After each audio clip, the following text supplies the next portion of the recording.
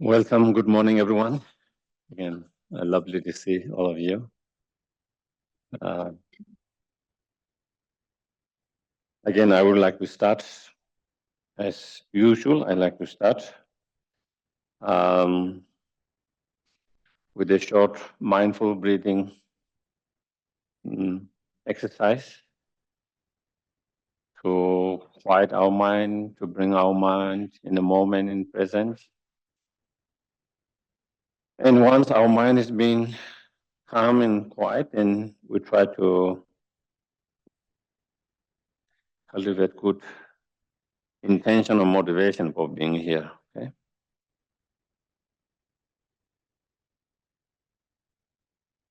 So just make yourself comfortable, relax.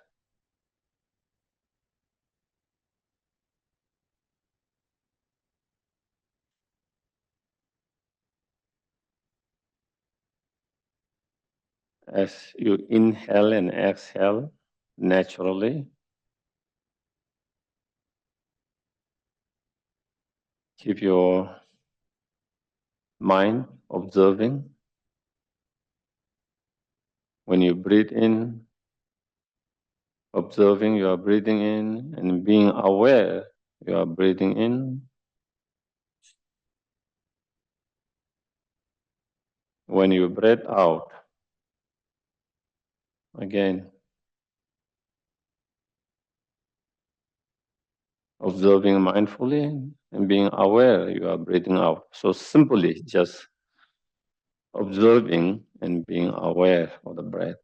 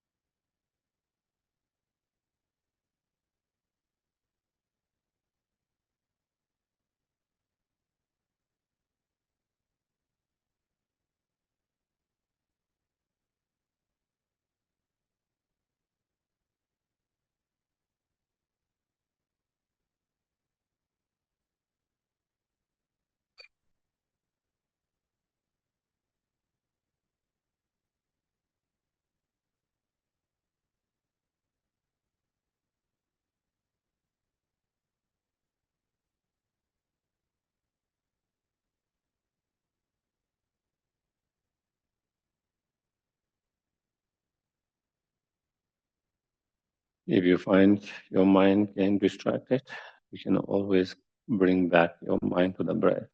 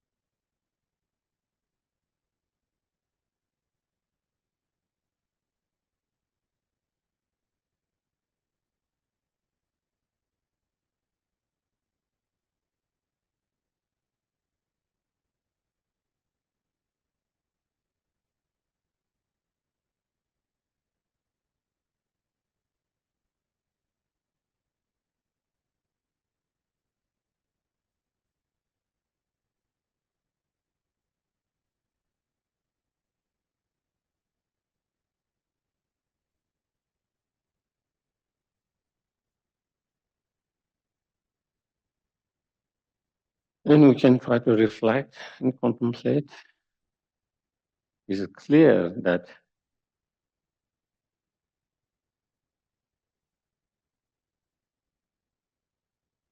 if our mind is not calm, peaceful, agitated, and disturbed,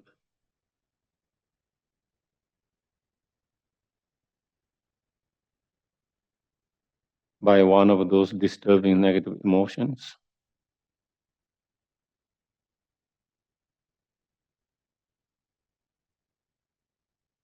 it's hard to find joy and happiness in our life in that moment.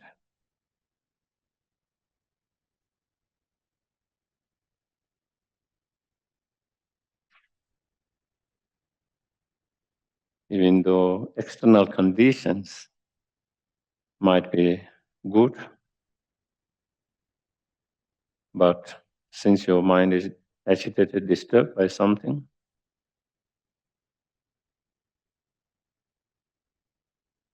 you are unable to enjoy yourself, your life, and be happy in that moment.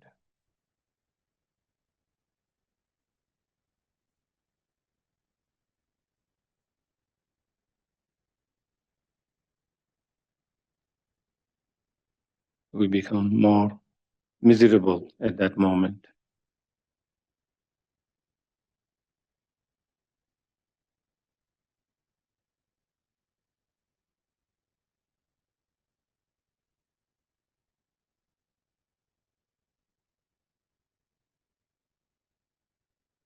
On the other hand, even though external conditions might not be the best,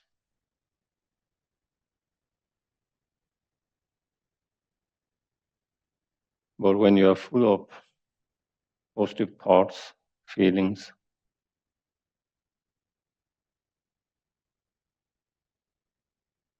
and when your mind is calm, peaceful, undisturbed,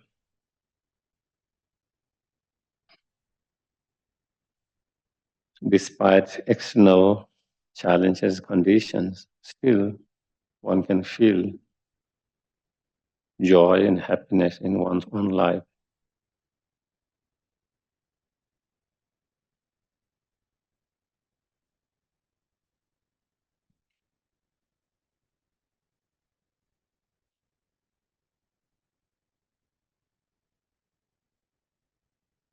With that, what it shows is that it's very clear whether we end up our life becoming miserable, unhappy, or more joyful and happy. Mostly, mainly, it depends on your state of mind more than the external conditions.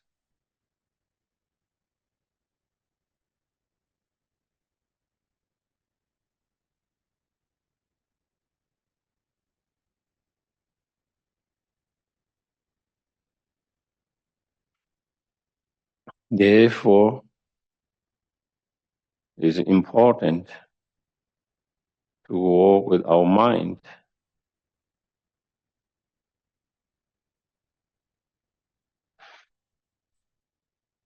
and create a condition to have more happy and joyful life,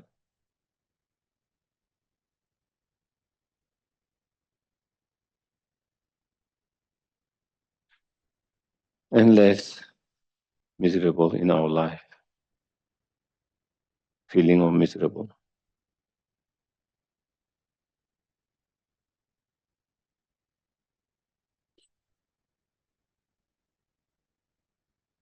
And training your mind, working with your mind, means reducing and eliminating those disturbing negative emotions,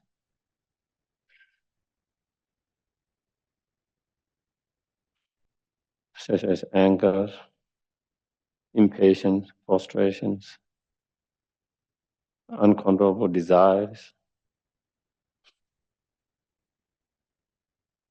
jealousy,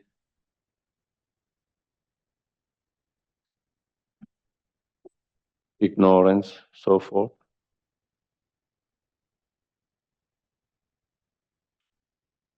And trying to cultivate and improve those helpful, positive state of mind, such as true love, compassion, patience,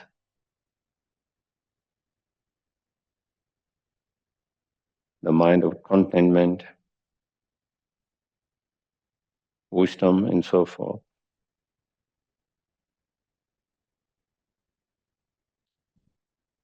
To do that, we need to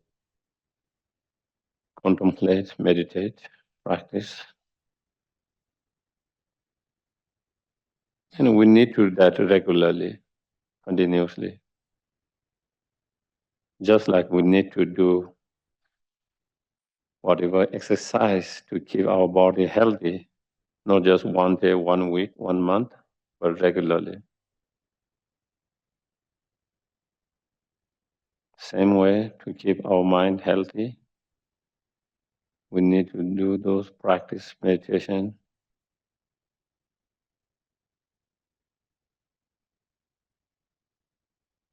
with continuity. And to do that, we need to be reminded, because sometimes we often forget. And we need to study, learn about those practices.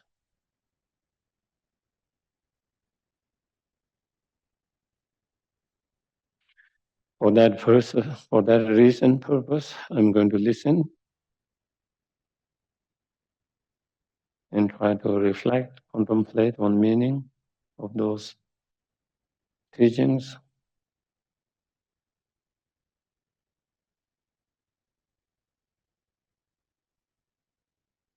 And engage into discussions through questions. If there's something that one don't understand, one have doubt, one does not agree,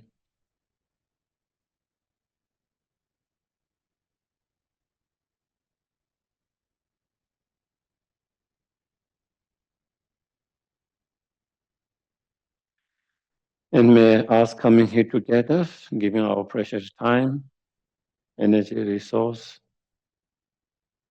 to listen.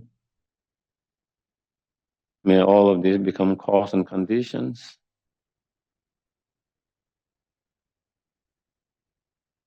to transform our heart, our mind,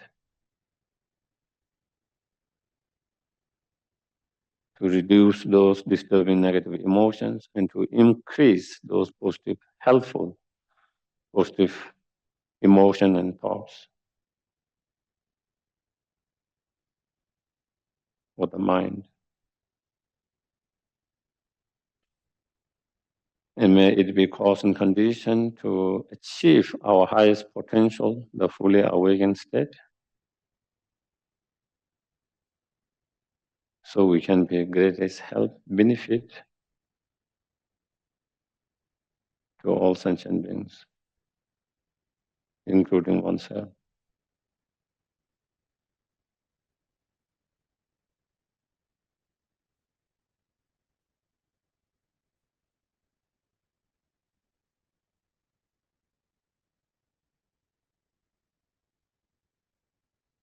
Okay.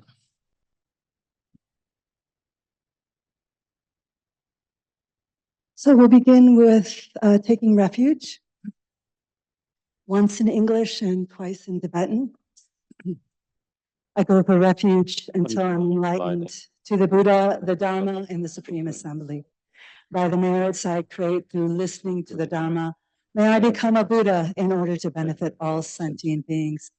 Sangha Chodan Soki Chonan La Chanchu Babu Dagni Kapsuchi Dagi Chonen Gope Sonam Chola Penshir Sangha Drupa Sho Sangha Chodan Soki Chonan Chanchu Babu Dagni Kapsuchi Dagi chonen gepe tsognan ki jola penshir sange trupa.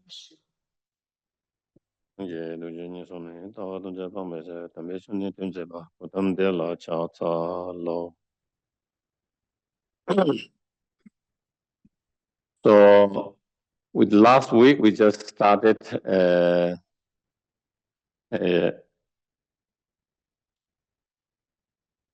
one of the texts,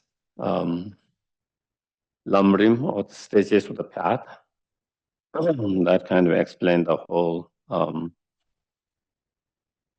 the complete path according to the Buddhism, Mahayana Buddhism, from the very beginning to how to achieve fully awakened, fully enlightened state, and the different stages of practice, meditations. And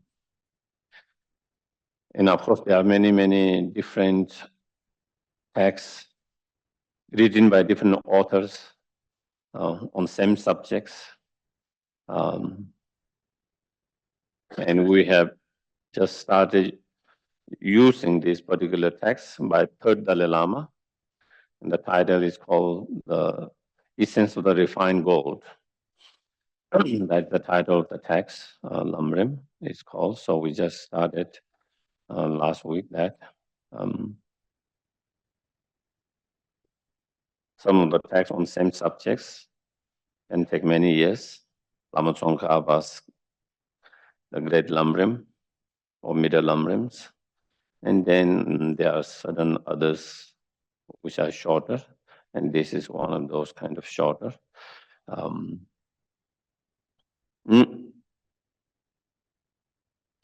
So yeah, for those who are interested, because the material is in the website, you can download it and you can study. So then you read at home, try to understand yourself. If you don't understand, write the questions, what do you have? If you don't understand or you don't, it doesn't make sense to you, whatever. And then we have discussion here, maybe sometime when I'm teaching, maybe I might be able to clarify. If there is no clarification, you can ask and we can discuss. Sometime I might be able to clear some of them, sometime I might not. I might not have the answer, so I will try to answer what I can. And sometimes if I cannot answer, sometimes I discuss with my other colleagues, or I ask with my other teachers or colleagues. And through that, maybe I might find the answer, or sometimes I not.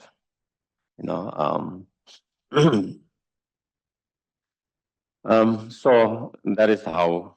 So it would be helpful, actually, to not just come to the class and just listen, but actually reading yourself. And as I mentioned, this is not such a big volume of the books.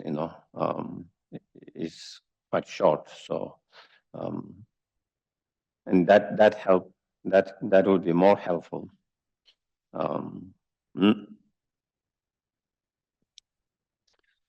So last week we started with the text where the author pay homage, and then he explained what this teaching or text is about.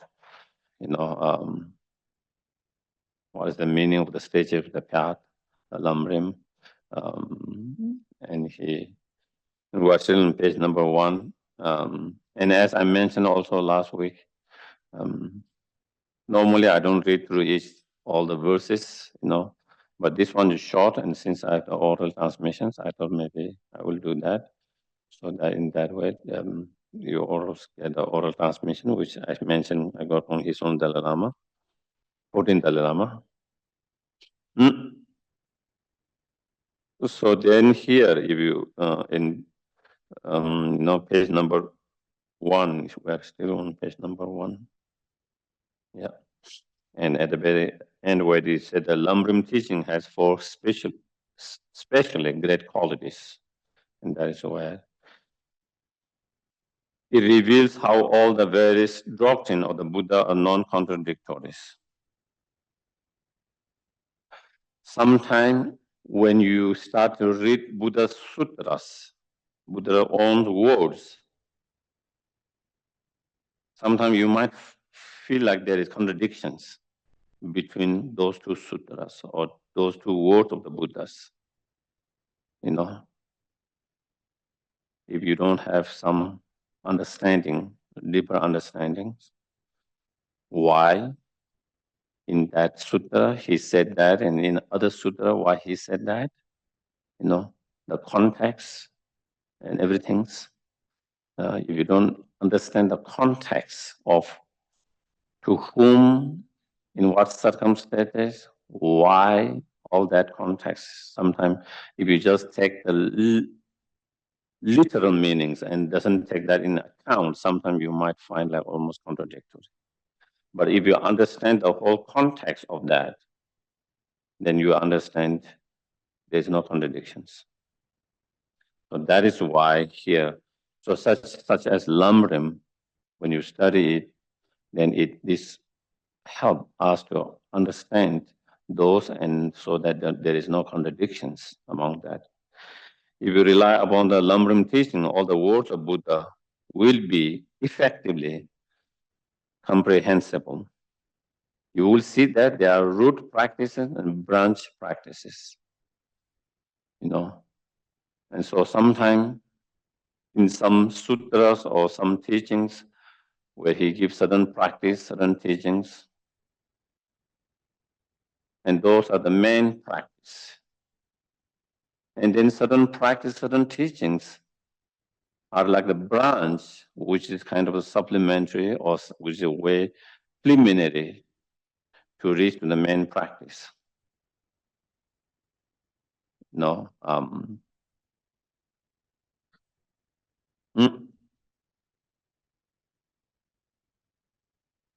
But basically, they all are a way to guide and help the disciple to the same path.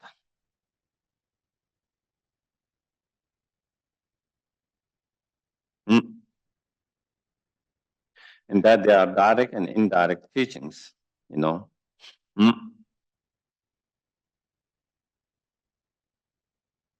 Sometimes the teachings are very direct, and sometimes, the teachings indirectly again lead through that, and all of which aim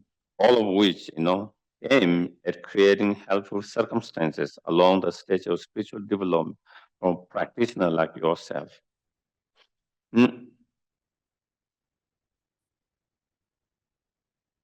Sometimes certain practice, when we don't know the connection and when we don't understand, it feel like, this is a practice that is not required for me.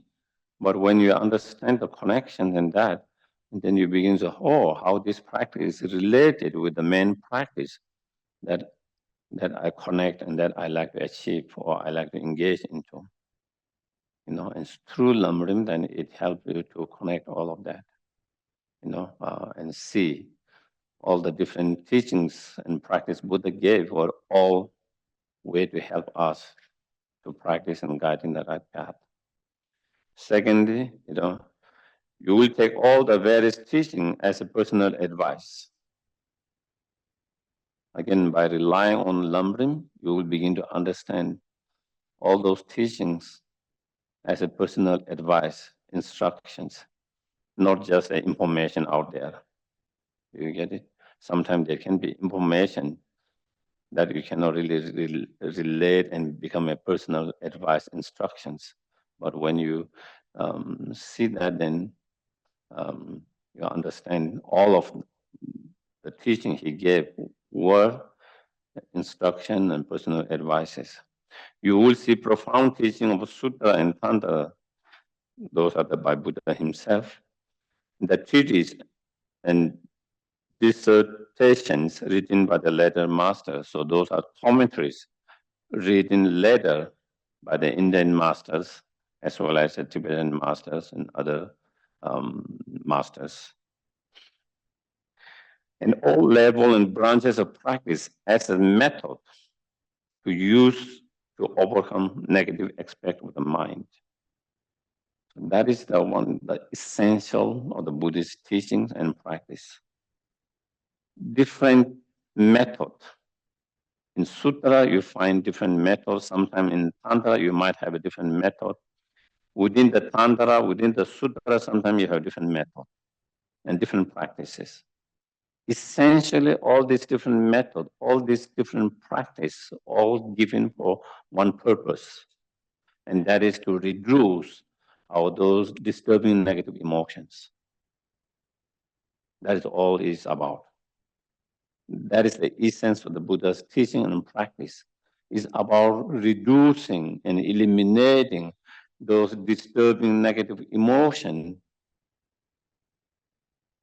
that disturb us and that make us to harm others. In that way, that harms you and harms others.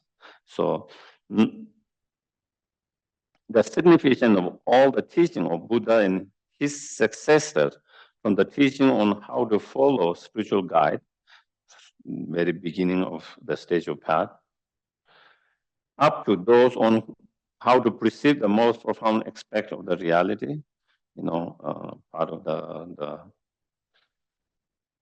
higher scope at the end, will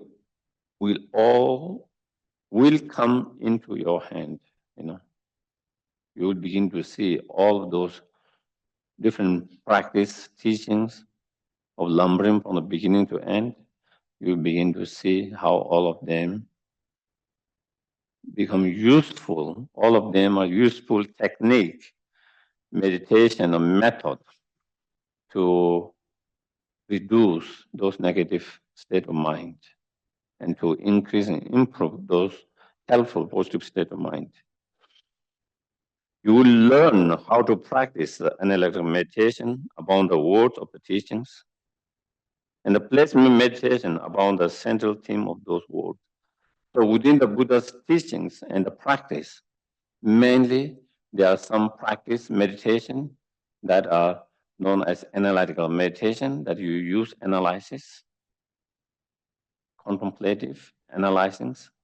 And there are some practice and meditation that you don't use analysis, but just placement meditation, meaning focusing on whatever object, whether it's a breath, whether it's nature of your mind, or any other image of the Buddha or whatever. You don't use any kind of thoughts and analyze, but just, keep your focus or the mind to just one object.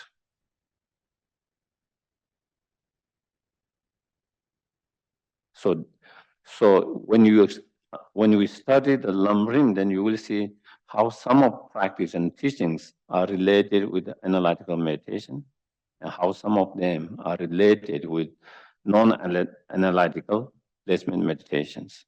And both of them are important, equally necessary to achieve the highest goal of fully enlightened or fully awakened state. We need to combine those both meditations. It's not like you neglect and say, oh, you just need analytical meditations, or saying you don't need analytical meditation, you just need, non-analytical focus. You need both of them. Both of them support each other's, help each other's. And some of the topics require contemplative, analytical meditation. Some of the topics, some of the practice require non-analytical placement meditations. And you understand how that is the central theme of this whole Buddha's teaching and practice. Thus, you will see all the teaching in perspective of your life and progress. So then you will see how all those teachings are related with your own life experience and how to progress it, instead of seeing as that teaching as somewhere outside and yourself as something separate from that. And one of the things all the teachers, earlier teacher always advise is when you listen to the teaching, it's good to use is the teaching like mirror of you, and you are watching. And so those teachings are reflecting your own feelings, your own thoughts, and and when you're able to do that, then it becomes more helpful, beneficial, more relatable, and more, instead of like hearing some kind of story of someone else. And third, third quality is you will easily find the intent of the Buddhas, meanings. When you study some of the sutras, or even some of the commentaries by Nagarjunas, such as Indian master like Nagarjunas, Shandeva, Ashanga, Chandagiri, sometimes we get lost. Sometimes we can get lost. Sometimes we say we fully cannot understand what they are trying to say. So sometimes we are unable to fully understand and grasp the intent of the Buddha, intent of that author. So here is by relying on Lamrim, then you can more easily can understand the intent, the meaning of those teachings. Here is, of course, the original word of the Buddhas, okay, that we have here in terms of translations. Normally there's more than 100 volumes of that, over 100 volumes. And those of later commentators are perfect teachings. And this side, we have mostly commentaries by the early Indian masters. And normally we have over 200 volumes. And this doesn't include all the Tibetan and other masters from other Chinese, Korean, but this just much earlier Indian master than that, So of course, those all teachings here say, they are the perfect teachings. But for a beginner like us, they are overwhelmingly numerous. Okay. Even for myself, that I've been as a monk and studying for more than 40 years, still I haven't been able to study all of this, all the 100 volumes. Forget about the 200 volumes of commentaries and all. So some part of the sutra I've studied, some sutra I've read and studied, but not all. So because it's numbered, there's so much, Consequently, their meaning is difficult to fathom, and so sometimes it's not easy to understand all the meaning unless there is some explanations. Hence, although you may study and contemplate them, you probably will not gain experience of the actual essence. Or even you should gain it, even you are able to understand the essence of that and experience the essence. A tremendous effort and extent of time will be required. You might have to study for so many years and a lot of time. However, because the Lamrim tradition has chosen Adishas, so that is an earlier Indian master, one of Adishas, lamb of the path to enlightenment, and that is the root text for all the Lamrim, which incorporated all the various oral teachings of the Supreme Indian Master. So then in that he takes the essence of the main essence of different masters, main essence of the wisdom lineage, main essence of the method compassion lineage, the main essence of the blessing. So he take,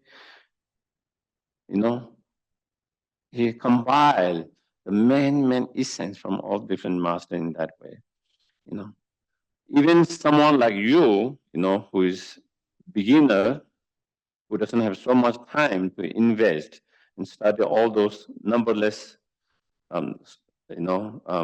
scriptures, you can easily and quickly arrive at the Buddha's intent through it. So then we begin to come to what is the really essence of the Buddha's teaching? What is the essence of the Buddha's practice? So that is. And the fourth quality is that great negativity is abandoning the lineage of Dharma will be spontaneous, be arrested.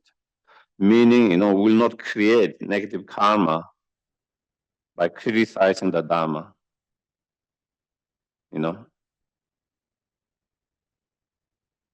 Because within the teachings, within the practice, there might be certain teachings, certain practice that might connect with you and suit your mind state. And there might some part of practice or meditation that doesn't connect you so much and doesn't suit you so much. But that same teachings and practice can connect someone more than you. Something that connects you might not connect that person. But something that connects with that person might not connect with you. Because we not are in same. And so sometimes what we do is because it doesn't connect me, therefore I started criticizing that. Because it doesn't relate so much with, then you start criticizing that. And so through that, then we create negative karma and we create tension. That is what happens in the world. The different religion criticizing the others because it doesn't connect with them, but it connects with someone else. It makes sense to someone else. It helps someone else. It's individual what connect you and you practice that, but we don't have to criticize the others, because it does help others. So same within the Buddhist and also non-Buddhist, Here is when you realize the intent of the Buddha, you will see all his direct and indirect teaching as a wise and skillful means for satisfying the diverse spiritual need of variety of beings. That is why. Why doesn't he just teach just one thing to everyone? And just have one book instead of 100 volumes. Why don't he just give one book with all that's needed? But because we all have different mind, different interests, different predispositions, therefore it should be treated differently. It should be guided and led differently. You cannot treat all your children the same way. You cannot treat all the patients the same way. You have to take in consideration of each of person's body and everything's. Same way, also in spiritual, is like that. Someone has more inclination or something, they might have inclination that. So it's the Buddha's skillful and wise means to help them, to guide them to the same direction but differently according to their needs.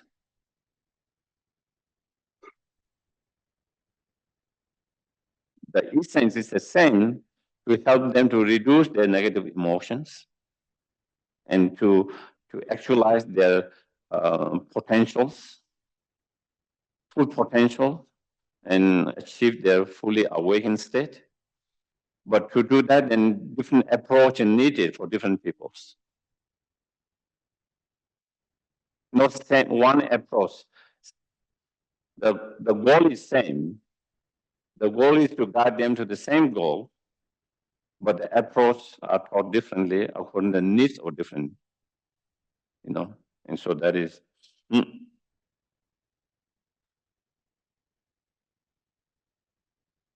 To say that some lineage of Dharma are perfect method and should be practiced, whereas other lineages are imperfect and should be ignored, is karma called abandoning Dharma, and is a negative karma. Abandoning Dharma, negative karma. Of course, something makes sense to you, you can relate with that. and you practice that, whatever that path is, but we don't have to criticize others. We don't have to criticize others. Through criticizing, we don't have to create more negative karma. We don't have to make other persons unhappy or make them feel bad or put them down and all of that.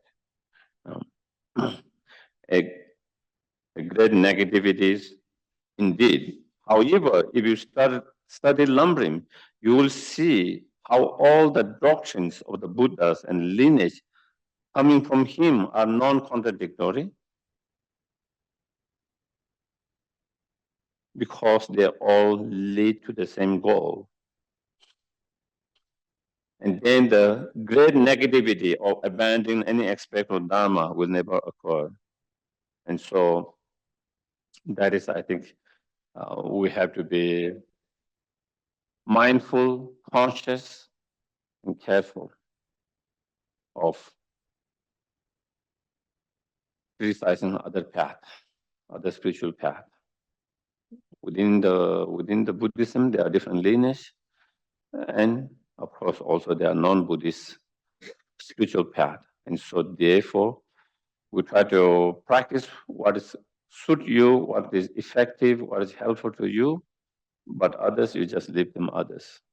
And we don't need to criticize that and create such negative karma. And also through such criticism, that is also where a lot of time when there is a lot of conflict because of that too. These are the four great qualities of Lamrim tradition. Who will, any common sense would not benefit from hearing the discourse on it. So studying, I think that fortunate of India and Tibet have long relied upon and generously high teaching to delight the heart, tradition known as the stages of the path for being of the three capacities.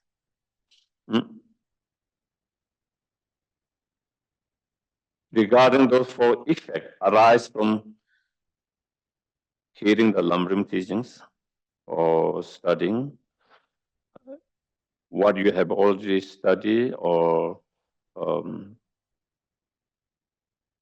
heard, contemplating on that, contemplating,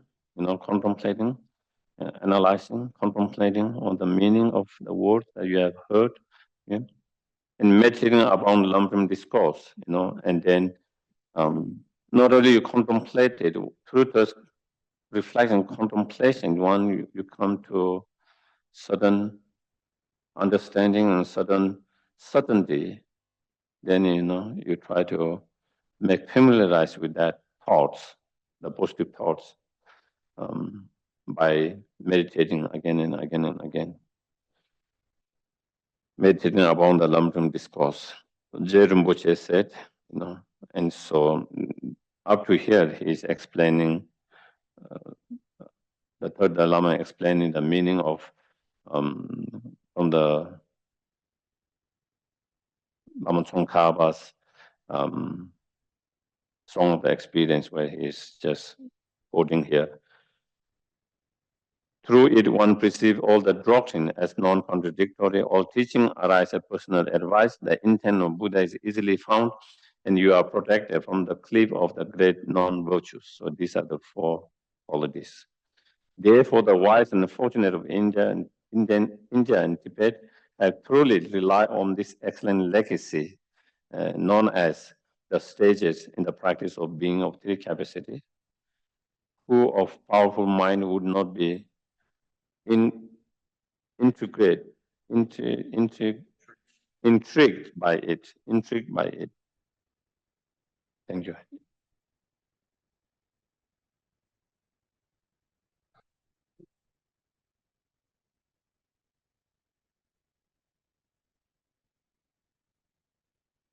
Possessing such strength and impact, these traditions take the heart of all the teachings of the Buddhas.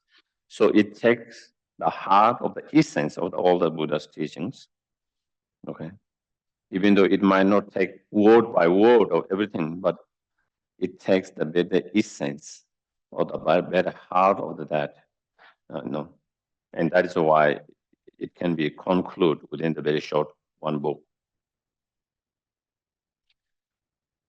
And structure it into steps for gradual evolution through the successive experience of the path.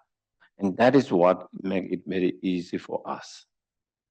If you read the sutras, you find all these practice meditation sutras, but you don't find in just one sutra this, systematically kind of structured in that way.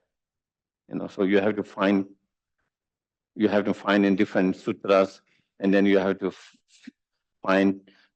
figure out where this fit this fit that. But here, Atisha, of course, through the advice and guidance from the earlier masters, he put a structures how we can, from the very beginning, how someone who is very beginning on the path or the practice, where they can start, where is the starting point, and then from there, where can you move? And so gradually, moving stage by stage in terms of your meditation practice and path. And so running through the three levels of spiritual capacity, what an approach to the Dharma. How can its greatness ever be described? So it contains the main body of all the Buddha's teachings and the essence of all the Buddha's teachings. And not only it contains the way it is presented, is stage by stage. So it makes it much more easier for us, those who doesn't have so much time to do so many, all the study, all the commentaries and all the sutras. So then quality of spiritual teachers and the students. So in order to practice, contemplate, meditate, of course, we need to know how to contemplate, how to meditate, how to practice. And in order to know how to practice and contemplate and practice, meditate, then you need to study. In order to study, then, the teachers, spiritual teachers become important.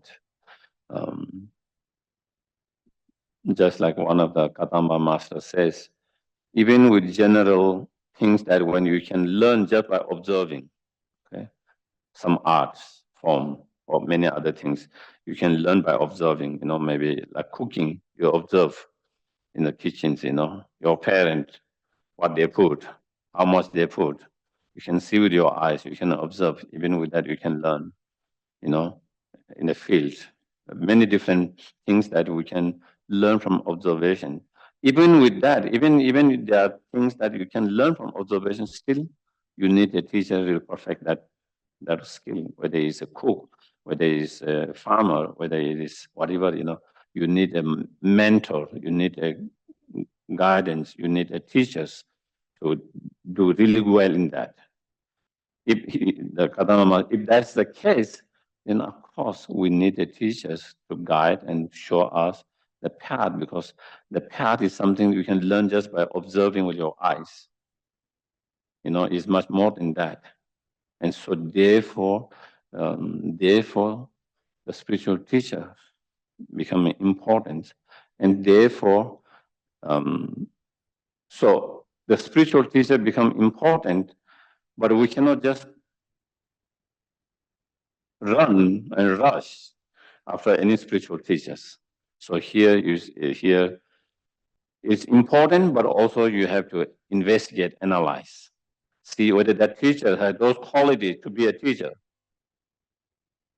And also, as a student, also seeing that I have a quality to become a right student or not, analyzing ourselves as well as analyzing the teachers, whether the teachers is qualified, as a spiritual teachers, and so therefore that is where then describing what are the qualities such spiritual teacher needs. And this is very important. Sometimes people hear, oh, you need a guru. Guru is important. And then they just rush. Or sometimes they become too emotional. They met a teacher one time and something happens and, some, whatever that might be, due to whatever, fears started, become overwhelmed and they think, oh, this is my right teacher. Without analyzing and trying to find them, and then they kind of rush and into, and then later, then they get disappointed, sometimes criticize, and so then it doesn't become so healthy. So and so that is why.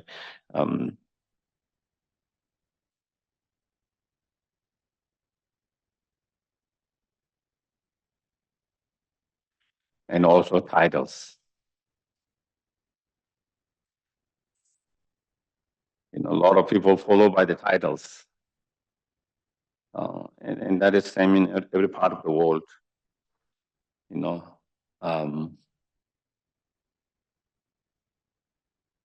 Instead of really looking to the qualities, sometimes,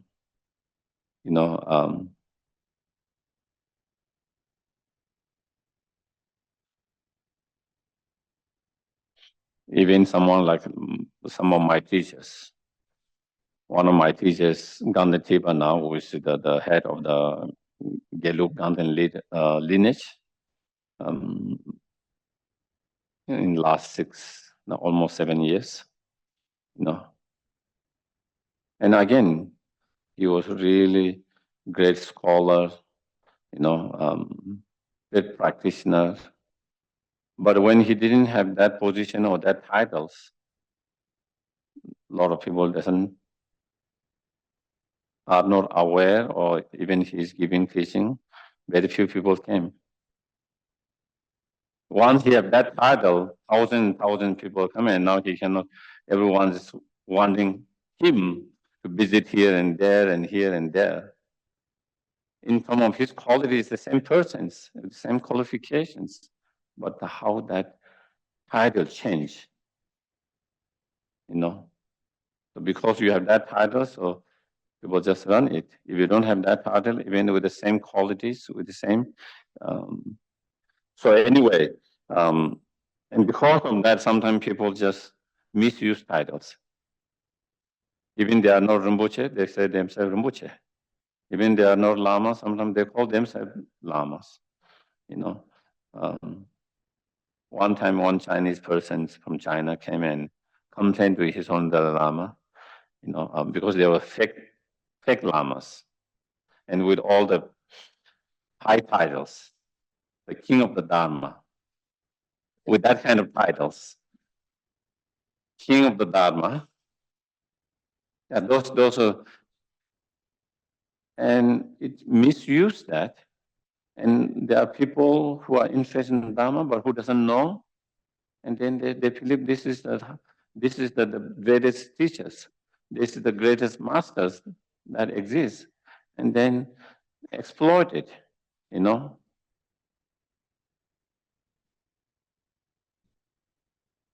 And so he came and told his own Dalai Lama about that, and His Holiness said, "There's not much I can do from here, They are in China, and those fake teachers and lamas, he doesn't have the power to dismiss.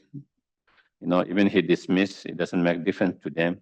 They're fake lama there, and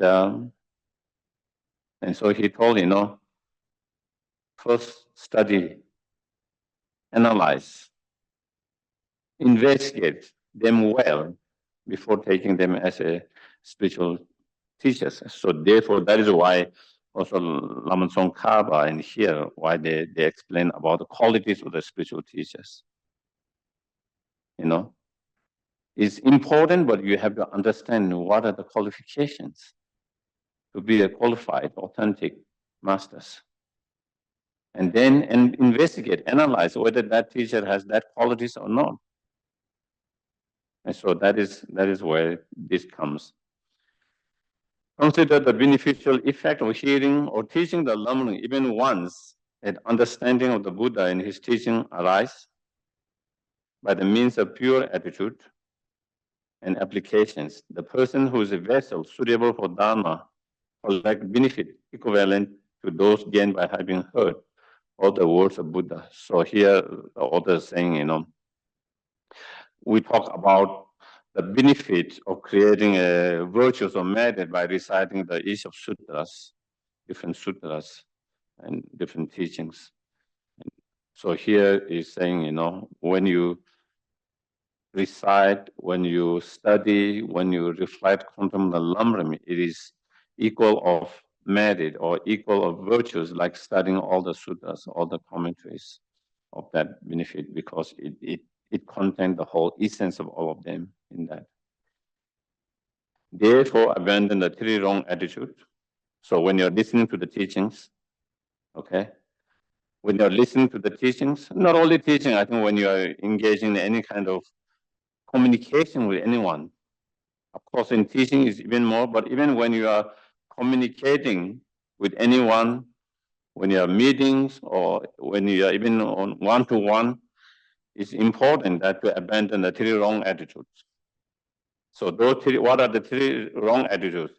Likened to the dirty pot, a pot with a hole in its bottom, an upturned pot. So upturned pot or vessel is, if you have turned the pot upside down, no matter how much you pour it, it doesn't go inside. You shouldn't be like that. So you might be in that meeting or here in the class teachings, but your mind is not here. Your mind is totally running somewhere else. Your body is here, your mind is not here, so you don't really hear what is going on, what is being said. And that can be also in communication, meeting or in one-to-one.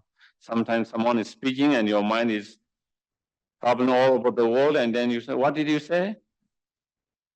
After half hour, 1 hour, can you repeat what did you say? You are totally lost. It's like that pot being upside down. It didn't go anything inside. So not only your body need to be there, your mind, and to be able to listen well. And that is why upside down pot. Even your pot is not upside down. A pot with a hole in its bottom, when you pour it, it goes, but it doesn't stay. It's, So again, you are here, you are listening, but you are not so attentive, fully attentive.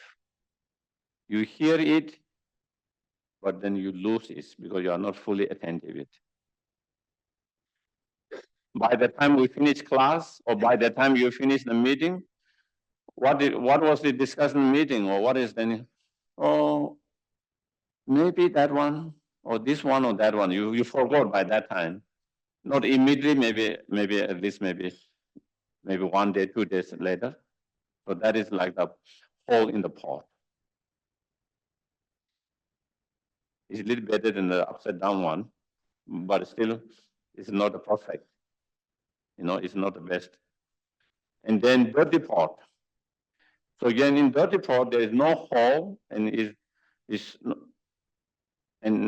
not turned up down, and you can pour the water, but then is dirty, then you cannot use to drink or eat because of it has diluted. The food or water has been diluted by that dirt in the pot.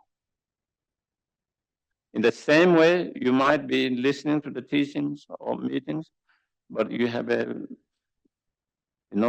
bad attitude, bad intentions, motivations. Then because of that bad intention, motivation, and attitude, you diluted the teachings, the Dharma. So therefore here is saying, try to have good motivation, to listen to the teachings, try to be very attentive and listening very carefully without much distractions. And if you do that, you receive more, you get more. And generate the 6 recognitions, and also try to generate 6 recognition is like recognizing yourself as a patient. Okay? Recognizing the Dharma as like the cure or the medicine. Recognizing the person who is teaching as like the doctors. And recognizing through applying those teaching and practice to cure the illness or those afflictive emotions. And then seeing the Buddha or Tathagata, as a holy being and having a respect. And then what is the other one?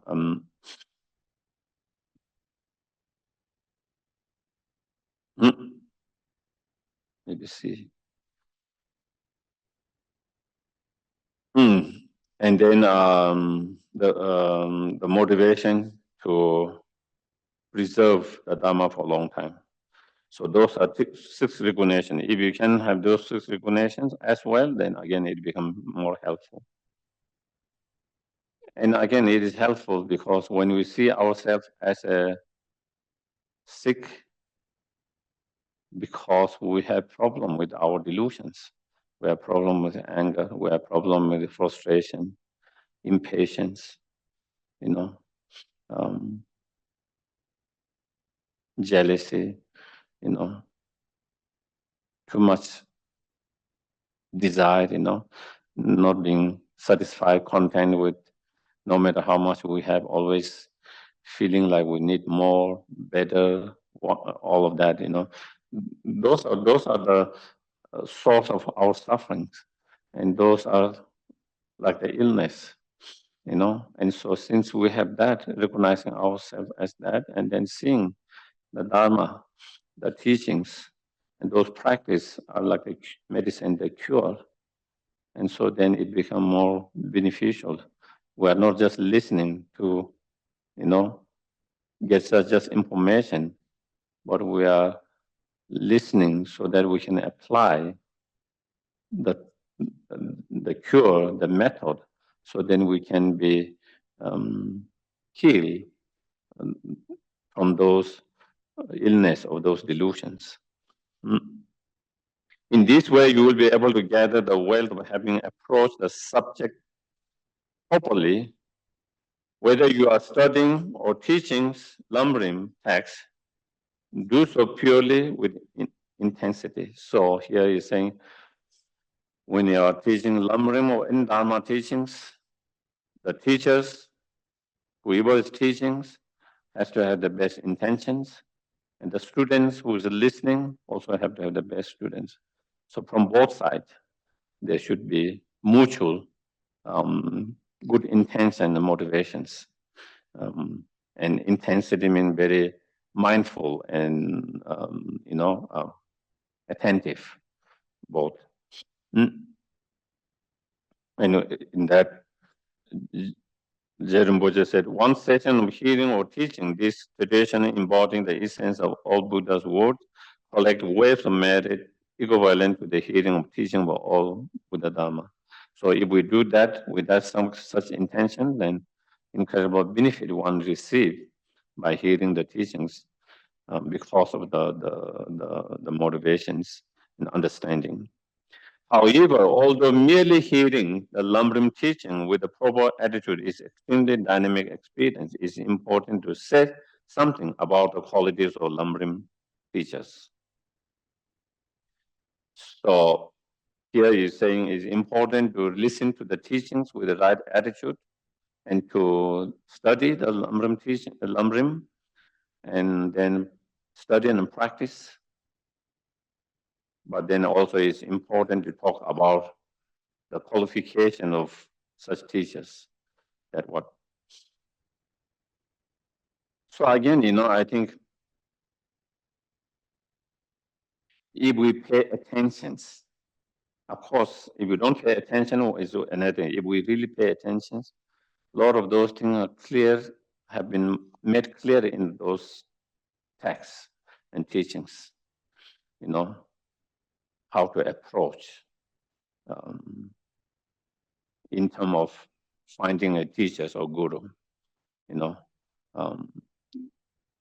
it is not just saying you have to find a teacher or guru, but it actually show you exactly, in order to find approach a teacher, what kind of quality that a teacher must possess, that you should investigate, analyze. In some teachings, they give an example of, you know,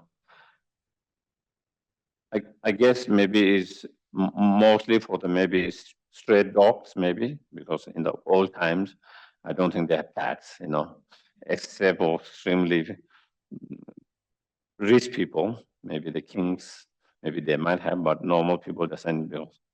So stray dogs, because they don't have food, so if they say meat, they will immediately rush and just try to choke it, you know, because they're hungry. So they use that example. You know, don't rush like the dog rushing to the meat, you know, when you are trying to find a teachers, you know, take a time, you know, take time and investigate, analyze. And so that is, I think, important,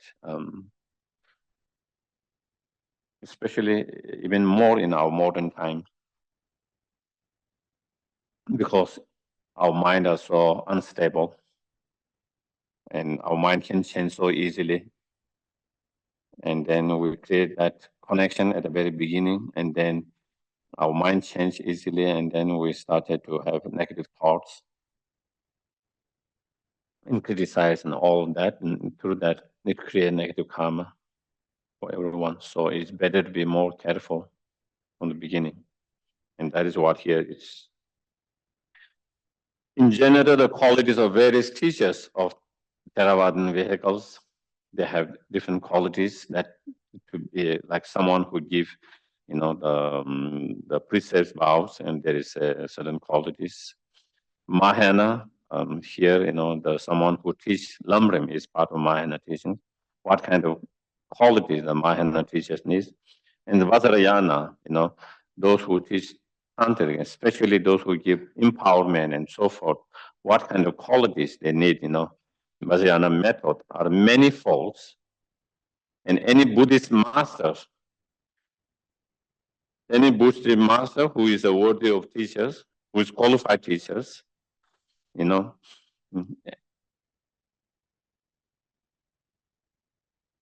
that the specific qualities is required. So there are many different qualities for different teachers of different, you know. But here, the author is going to speak mostly on the Mahayana Lamrim teachers, you know. So that is what he's saying. The Lamrim teachers, the Mahayana teachers, Mahayana Sutra teachers. And the specific quality required of one who gives a discourse on the jewel like Lamrim traditional described in the ornament of Mahayana Sutra by Maitreya Buddha. By Maitreya Buddha in the ornament of Mahayana Sutra, then there's 10 qualities described in that. And what are those 10 qualities? He should have realizations, etc. His mind stream should, you know. So he should have some kind of at least experience, or at least what you call glimpse of the experience and realizations. So one, be subdued through the realizing the higher training of ethical contact. The teachers must be ethical, you know. Even he's great in terms of explaining, but if it's not ethical, you know, then it doesn't become qualified, you know. In terms of explanation, he might be very eloquent, you know, he or she might be extremely eloquent. Maybe he or she is able to present in a way no other teacher can present. But if he or she is not ethical, then doesn't qualify for such qualified teachers. And a lot of time, the problem in all the spiritual organization is those who hold position as a teacher and so forth being unethical. And that has been one of the big problems for many of, so being subdued through the realizing the higher training, ethical contact, so it has to be ethical. Be still through the realization of higher training concentration must have some level of concentrations, not that that's such that if you don't have any concentration, your mind is totally distracted, then you cannot even, when you're teaching, you cannot make connection between point to point,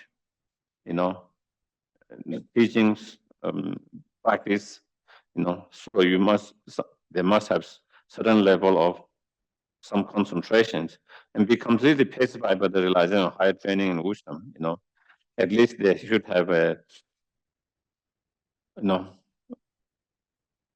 unmistaken, correct understanding of the selflessness, of emptiness, the wisdom. And then having authoritative scriptural learning, heard many teachings on the three baskets of scriptures, so forth from authentic teachers.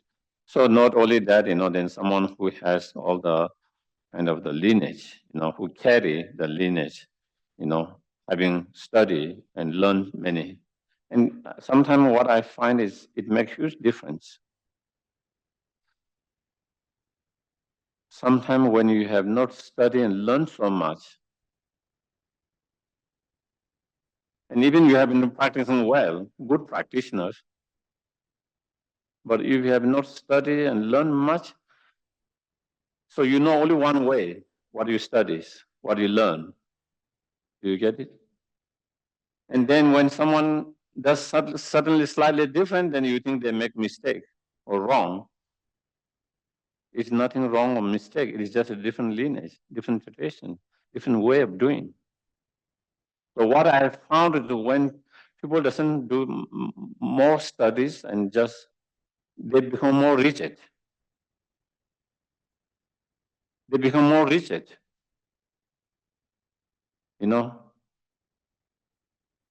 Not so flexible, their mind, rigid. Whereas people who study more, because they have seen more, they have studied more, they learn, they see, there's a different tradition, there's a different, even with same tradition, different teachers, different lamas, different way of doing, different way of explaining, different way of practicing meditation. So their mind become much more open, more minded. And so their mind doesn't become so rigid and so nervous and fixed. Your mind can be relaxed,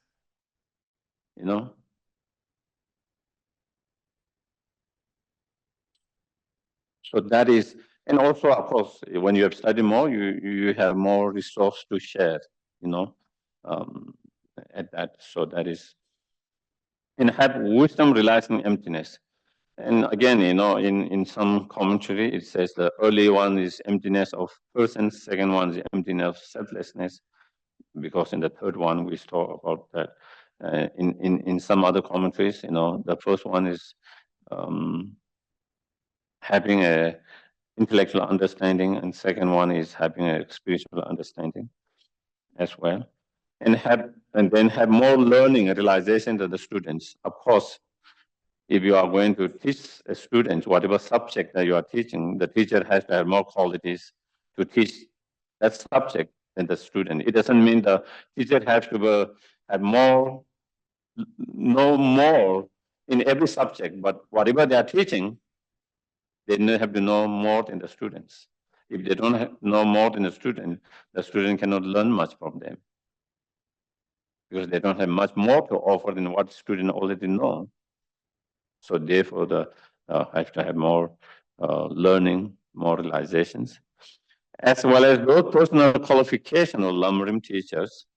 He should also have 4 altruistic attitude: skill in spontaneous creativity in applying the method to generate the progress within the student, whom he teach out of pure motivation free from grasping for the wealth,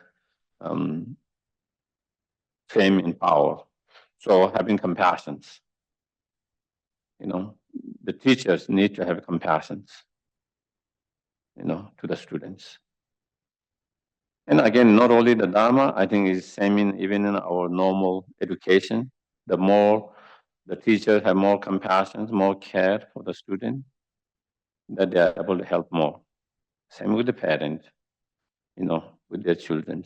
Same way here, the teachers need to have compassion, sense of care, sense of concern and care and compassion for them instead of being motivated self-interest, wealth, reputations, powers, all whatever, that comes with that positions,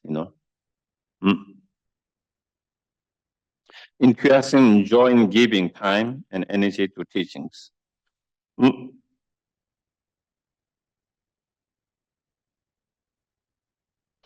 The way it is kind of translated, because in Tibetan, one of them is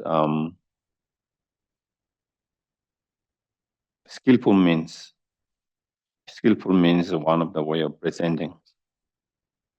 Not only the teacher need to know the subjects, but they need to have the skillful means, creativity, and skillful means to present.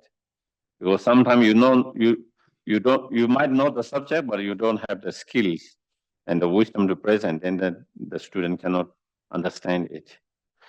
So that is one. Enthusiasm, enjoying giving time and energy to teachings, diligent and perseverance in teachings. So when you need to repeat again and again, not losing, being impatient, or saying if some students have difficulty of understanding, repeating again, giving different examples so they can understand, and also having that kind of enthusiasm, diligent in that way, because not all the students are same.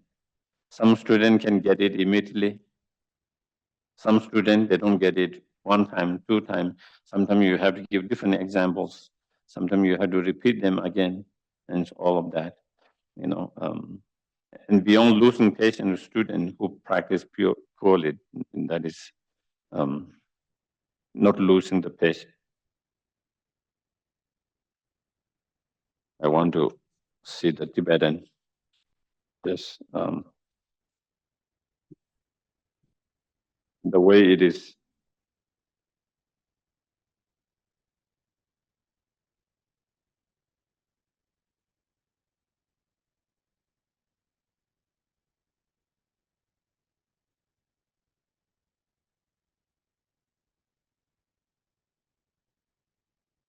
Okay, yeah. First one is having compassions, good intention, compassions. And second is having the perseverance, vigilant. I think the numbers here put is maybe slightly different than how it is put in Tibetan. And then, when you teach, and not being tired easily, but having the vigilant, diligent, to teach and having the enthusiasm in teachings. And then, when you teach, even sometimes the students kind of try to challenge you or try to misbehave with you and like that, not losing the patience and being patient with them, because sometimes certain students could be very challenging and, all of that. So even in such cases, not losing patience. And yeah, so I think maybe that's where we'll leave here today. I can take a couple of questions if anyone has any questions.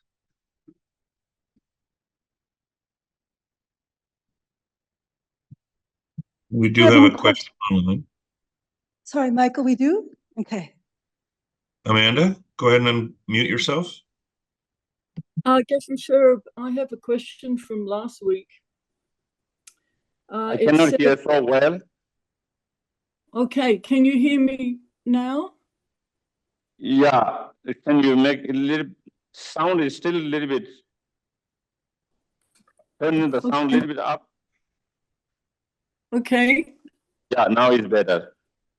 okay. So that's okay? Seems okay, yeah, I can hear. Okay, okay, good. So it's a question from last week. Uh-huh. Last week it said about Buddhism, perfect and complete teachings, and perfect and complete teachings for the lower capacity, the middle capacity, and the high capacity of the Buddhist. So I was thinking about that, and can we say that Buddhism is a perfect and complete teaching for the past, for the present, and for the future, even though the Buddha did not know our present and he did not know our future? Can we say that Buddhism is a perfect and complete teaching for the present and the future? And if so, why? I hope you heard that. I only heard the why. I didn't hear the Okay, forget it then. no, I heard it. I heard it.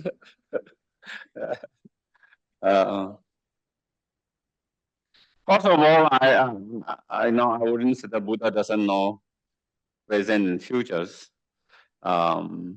As theoretically, as long as our understanding of Buddha, no past, present, futures.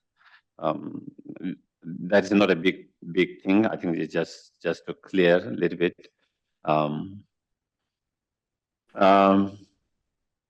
At least our understanding of the all-knowing, omniscience, you know. Of course, sometimes Buddha's teaching can be, it's not the teaching itself, but is how individual teachers or texts, how they present it. Some texts, they talk about only one section of Buddhist teachings, not the whole complete teachings. So that is why we are talking about, as last time was, we are talking about a Lamrim, which kind of has the all complete and perfect teachings. That is where it is we're talking about. And that was the way it was. But sometimes, even with, I might be presenting as subjects, let's say karma or emptiness or compassions for the weekend or for the 1 week or even do retreat. That is, you know, Buddhist teaching and practice, but it's not complete. It's only one section, or it's only one part of the Buddhist teachings. It's only one part of the Buddhist practice. You know, and same I could do on emptiness, I could do on karma, I could do on so sometimes, and even text. Sometimes the author, when they text, they read it, they write a text. Sometimes they might write on one particular subject and not all the whole path. So therefore, that is where it's more about. We are not talking about Buddhism in general, but it is talking about the Lamrim is the prophetic complete. That's what the author was saying, because there are many other texts which doesn't cover the whole complete path in that one text. It doesn't mean it's wrong, but it, you know, maybe the author just wanted to touch on one particular subject, you know, not the everything whole subjects.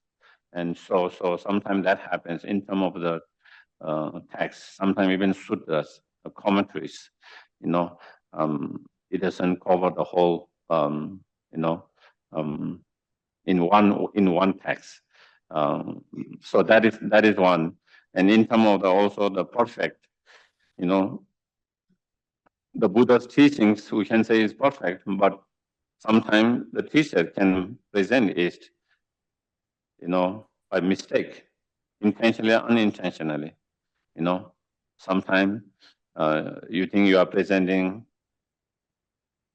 perfectly, but maybe due to some ignorance, due to some mistake, you might have presented not the perfect teachings. So it could, but the teaching themselves, we cannot say they are not imperfect. But a teacher can present it as something even is perfect as imperfect. Someone can understand it's imperfect. So, and also I think maybe the word perfect and can be kind of, tricky too. Yeah. So that is all. So Buddha's teachings, in some of teachings in the futures, supposedly, the teaching is still not lost completely. Buddha's teaching is still alive, pretty alive. But in the futures, eventually, like everything else, it will disappear. Impermanent. Something we don't want to think about it. But the reality of impermanent is how good or that it come to end.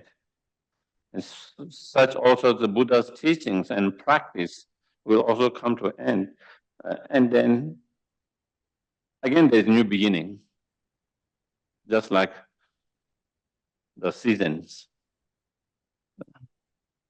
Every day is sunrise, sunsets. There's 4 seasons, changings. And also we are born and we grow up and then life come to end. And again, there's a circle of that in everything. Same with Buddha's teaching, we cannot say it's going to last forever. This particular Buddha Shakyamuni's teachings and practice, there will come time, then it also come to end. And then again, there will be a new beginning, a new Buddha, new teachings, and new practice. Era of new Buddha starts. But definitely, the teaching will slowly, the practice of teaching will slowly be polluted, and that is where through that pollution, and that is where it comes to end. As many teachers have said, the Dharma cannot be destroyed by outside; it will be destroyed by inside. When the practitioner themselves started to misuse it, the so-called practitioner themselves, teachers and practitioners, when they misuse it, and when they don't really practice it, when they really dilute it, and that is when Dharma will start to decline, and that is when Dharma will start to disappear. So the main cause for decline of Dharma will not come from outside, it will come from inside, within.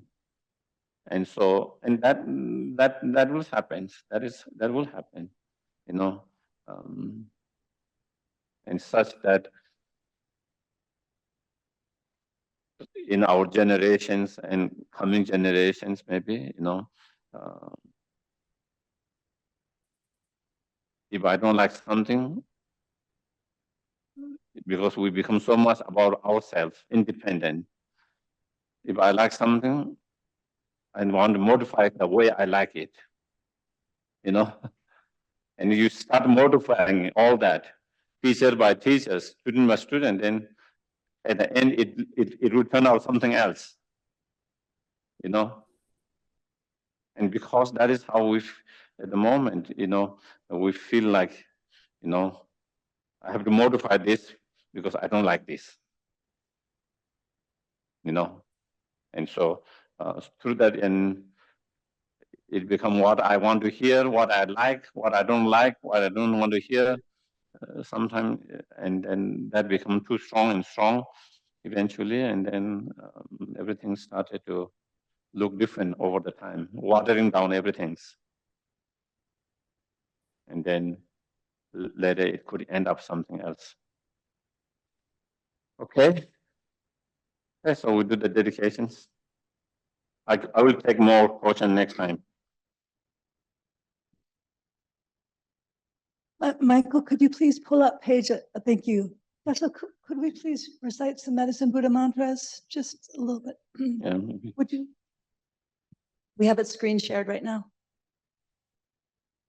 Taya ta om be kanze be kanze maha be kanze be kanze ranja samoga de so taya ta om be kanze maha be kanze ranja samoga de so Ayata om be kanze maha be kanze raja samoga de soha tayata om be kanze maha be kanze raja samoga de soha tayata om be kanze maha be kanze Ranja samoga de soha tayata om be kanze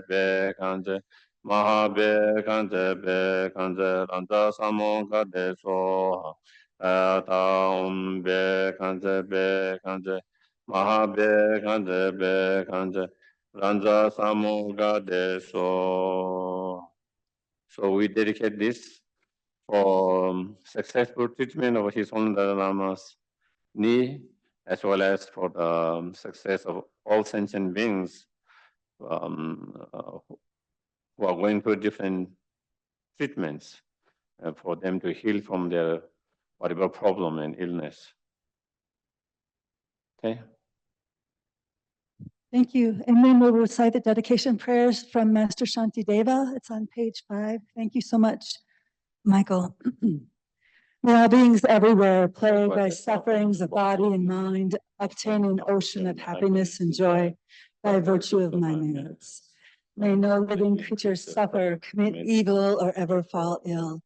May no one be afraid or belittled with a mind weighed down by depression. May the blind see forms and the deaf hear. It's next page, please. Next page, please. Thank you, Michael. Thank you. May the blind see forms and the deaf hear sounds.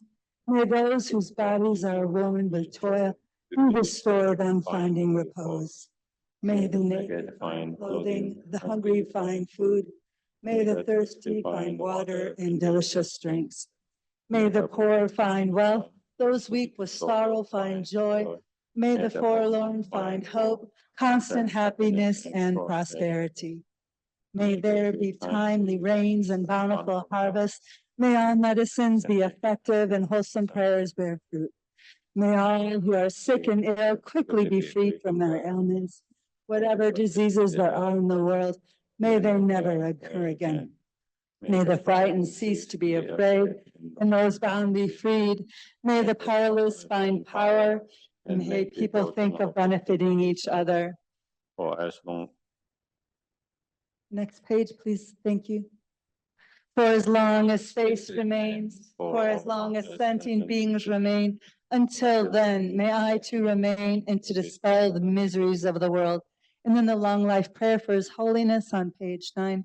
Gamri Rawe Korwe Jinkan Dear Pendam de Chenre Zinga Tenzing Gyatso Japu Sito Va Du Tengyuchi. Thank you very much, everyone. Thank you. Have a good evening. Thank you.